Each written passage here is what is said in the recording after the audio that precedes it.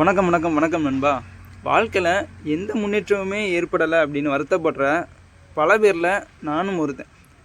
ஏன்டா இந்த வாழ்க்கையில் எந்த ஒரு முன்னேற்றமுமே ஏற்படலை அப்படின்னு நினச்சிட்டு இருக்குது எந்த அளவு முட்டாள்தனமானது அப்படிங்கிறது எப்போ தெரிய வருது அப்படின்னா, வாழ்க்கைக்கு தேவை சின்ன சின்ன முயற்சிகள் இல்லை, வாழ்க்கைக்கு தேவை தொடர் முயற்சி தான் அப்படிங்கிற உண்மை எப்போ எனக்கு தெரிய வந்துச்சோ அப்போ தான் தெரிய வருது வாழ்க்கை அப்படிங்கிறது ரொம்ப சுவாரஸ்யமானது அப்படின்னு சொல்லிட்டு. நம்ம வாழ்க்கையில் எந்த முன்னேற்றமுமே ஏற்படலை அப்படின்னு வருத்தப்பட்டுகிட்டே இருப்போம்.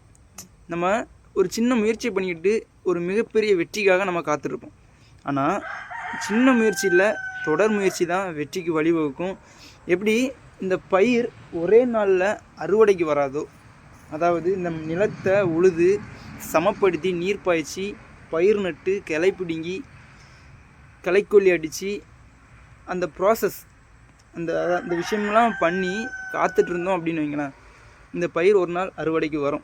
அது உறுதி. இந்த அறுவடையை நம்ம எதிர்பார்க்கலாம். அந்த அறுவடைக்கு காத்துட்டு இருக்கிறதுனால ஒரு பலன் இருக்குது.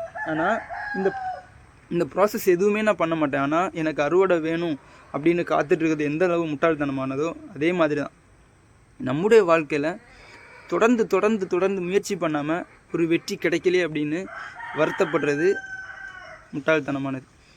டாக்டர் ஏபிஜே அப்துல் கலாம் சொல்லுவார் என்னென்னா, life does not change in one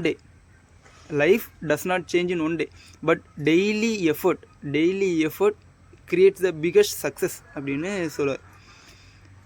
small improvements creates a biggest difference in your life அப்படின்னு சொல்லுவார்.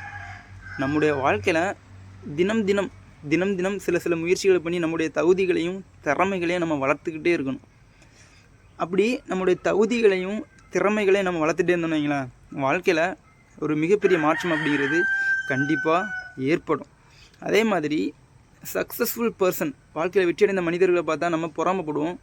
ஆனால் அந்த விஷயத்தை பற்றியும் டாக்டர் ஏபிஜே அப்துல் கலாம் சொல்லியிருப்பார். எப்படின்னா, every successful person has a painful story.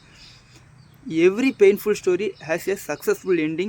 Accept the pain and move on அப்படின்னு சொல்லியிருப்பார்.